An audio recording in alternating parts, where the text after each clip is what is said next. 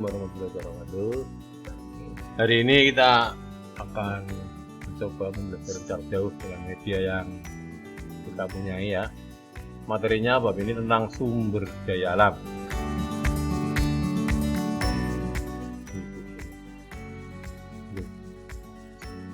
Bab 3.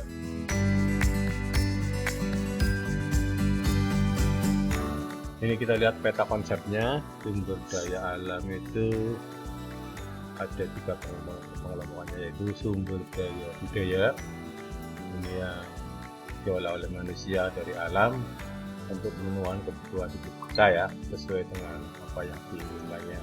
Ini jumlahnya banyak sekali. Kemudian sumber daya alami, ini yang dari alam itu sendiri disediakan untuk memenuhi kebutuhan hidup manusia. Kemudian ada lagi sumber daya manusia.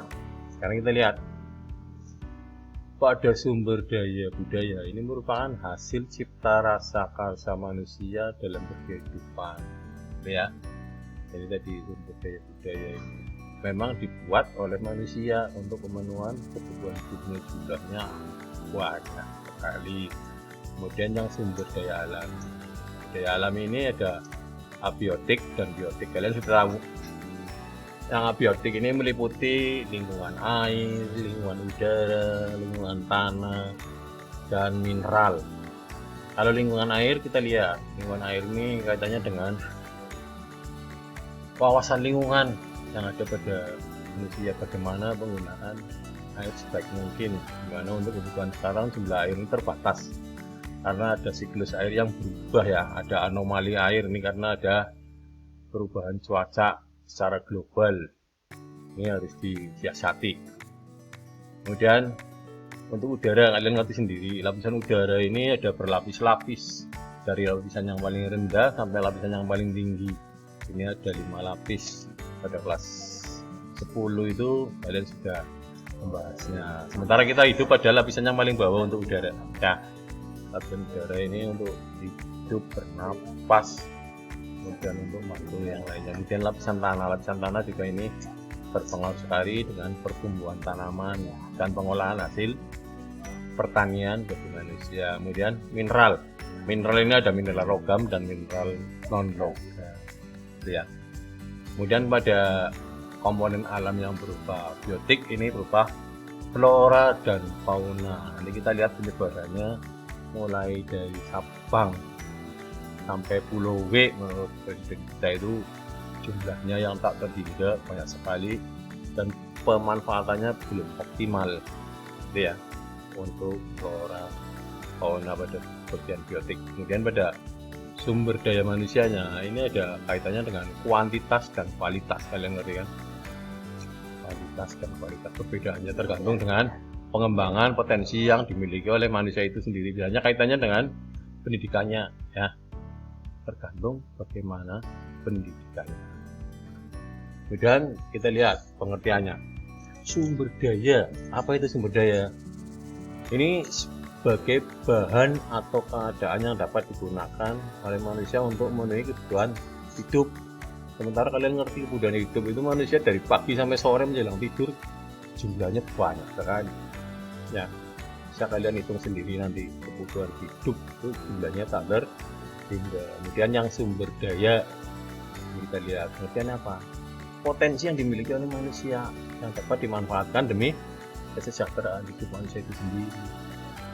Nah, kemudian mau mengolah ya, dengan menggunakan sumber daya yang dimiliki, mau jadikan apa, kayu, bisa jadikan kursi atau jadikan lemari, seperti itu ya. Kemudian klasifikasi sumber daya alam berdasarkan sumbernya, ini ada sumber daya alam biotik atau organik. Kemudian sumber daya alam abiotik, anorganik, seperti yang sudah saya sampaikan tadi. Ini contohnya kalau yang biotik atau organik, kayu, ikan, batu bara, minyak bumi, dan marmer. Dan yang abiotik atau anorganik, itu sumber daya alam yang berasal dari bahan manusia, timah, besi, dan kuarsa. Kalau digunakan jumlahnya semakin lama semakin berkurang ya, karena kebutuhan manusia sekarang tambah, apalagi teknologinya banyak menggunakan material-material ini ya. Kemudian kita lihat berdasarkan kesebarannya. Sumber daya alam yang terdapat di mana-mana, misalnya sinar matahari. Ini gratis diberikan oleh Tuhan kepada kita ini. Nah, apalagi sekarang masa pandemi seperti ini, kalian bisa menggunakannya untuk menguatkan anggota tubuh dengan cara berjemur antara jam 7 sampai jam 9, jangan lebih dari jam 9. Itu sudah jadi penyakit nanti ya. Kemudian yang terdapat lagi di mana-mana yaitu air. Air ini jumlahnya sekitar 70% dari 100% jumlah lingkungan yang ada di bumi. Jadi sisanya itu 30% berupa daratan. Jumlah airnya itu lebih banyak. Ya, kemudian yang udara, lingkungan udara ini juga gratis dibelikan coba oleh Allah Subhanahu wa taala. Kalau kita bernapas kemudian menggunakan tabung oksigen di rumah sakit aja, kamu ngerti kan satu tabung oksigen harganya berapa? Mahal. Tuhan itu memberi kita gratis, makanya jangan dicemari udaranya. Contohnya kalian menggunakan kendaraan yang menggunakan timbal, itu salah. Makanya kalau bisa menggunakan bahan bakar dengan oktan tinggi, walaupun mahal tapi tidak menimbulkan pencemaran juga. Kemudian penggunaan CFC, fluorokarbon, contohnya untuk AC, untuk kulkas gitu ya. Kemudian merokok, ini juga motori lingkungan. Kemudian areal pertanian ini juga jumlahnya, kalau di Indonesia kamu ngerti, 80% mata pencarian negara kita adalah petani. Ya. Kemudian hutan ini juga dimanfaatkan untuk kebutuhan hidup manusia. Tapi sayangnya banyak dilakukan pengerusakan dengan melakukan illegal logging, mencuri kayu-kayu yang mahal. Itu ya. Kemudian berdasarkan persebarannya yang kedua, sumber daya alam yang hanya dapat ditemukan di daerah tertentu saja, misalnya tambang uranium, tambang batu bara, dan tambang emas. Ini kaitannya dengan struktur geologi lingkungan tersebut. Kalau wilayah itu memiliki jalur pegunungan, biasanya akan ditemukan sumber-sumber ini. Uranium kalian ngerti untuk apa, batu bara kalian ngerti untuk apa, apalagi emas. Ibu-ibu yang menjeng-menjeng itu kalau keluar ke mall itu bawa emasnya 1 kilo dipakai semua ya, dari leher, kaki, ada kepalanya. Kemudian salah tujuannya sumber daya alam industri.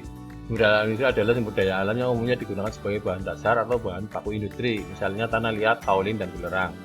Kemudian sumber daya bahan pangan. Sumber daya alam yang digunakan sebagai bahan pangan baik langsung maupun melalui pengolahan terlebih dahulu, contohnya padi, jagung, dan kedelai. Kemudian sandang. Bahan sandang, sumber daya alam yang terdapat digunakan sebagai bahan baku pembuatan sandang, misalnya sutra, kapas. Kemudian sumber daya berdasarkan persebarannya ya. 1. Lingkungan pertanian. Ini ada pertanian sawah, irigasi, sawah tada hujan, sawah pasang surut, dan sawah lebak. Kita lihat baca lagi untuk lebih penjelasannya. Kalau sawah irigasi yang umum dengan aliran irigasi yang kita lihat yang sudah diatur ya. Kalau tada hujan mengandalkan air hujan pasang surut, ini ada di daerah yang dekat sungai ya. Kemudian kalau sawah lebak ini juga hanya ada di kanan kiri sungai besar gitu. Kemudian berdasarkan tujuannya, sumber daya alam industri. Sumber daya alam industri adalah sumber daya alam yang umumnya digunakan sebagai bahan dasar atau bahan baku industri, misalnya tanah liat, kaolin, belerang. Kemudian untuk sumber daya alam bahan pangan, ini padi, jagung, dan kedelai. Kemudian yang bahan sandang, ini yaitu sumber daya alam yang dapat digunakan sebagai bahan baku pembuatan sandang, misalnya sutra dan kapas. Ya. Sekarang kita lihat perkebunan. Untuk perkebunan berdasarkan tanamannya, ini ada perkebunan dengan tanaman musiman, kemudian perkebunan dengan tanaman tahunan, kemudian berdasarkan segi usahanya, ini perkebunan rakyat dan perkebunan besar. Kalau rakyat ya masyarakat yang mengusahakan, kalau perkebunan besar ya hanya oleh perusahaan negara, BUMN, ataupun swasta yang sudah mendapatkan hak pengelolaan hutan biasanya ya.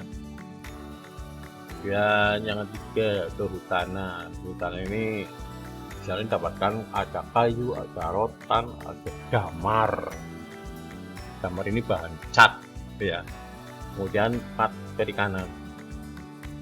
Untuk perikanan ada perikanan darat, perikanan laut. Perikanan daratnya itu kamu ngerti lah, kalau orang kecil bikin balongan, ya, ditanami jenis ikan-ikan yang umurnya pendek sekitar 3 bulan 4 bulan, biasanya jenisnya bandeng, mujair gitu ya. Kalau sekarang ada ikan bawal dan macam-macam. Kalau yang perikanan laut ini menggunakan armada tangkap besar, biasanya menggunakan kapal. Ini larinya ke daerah-daerah laut pedalaman di Indonesia itu ya, Kepulauan Natuna di sana, kemudian Flores, kemudian Merauke, kemudian Laut Selatan, Pulau Jawa, di daerah tangkapan ikan. Tapi sayangnya armada untuk pengawasan kelautan masih kurang.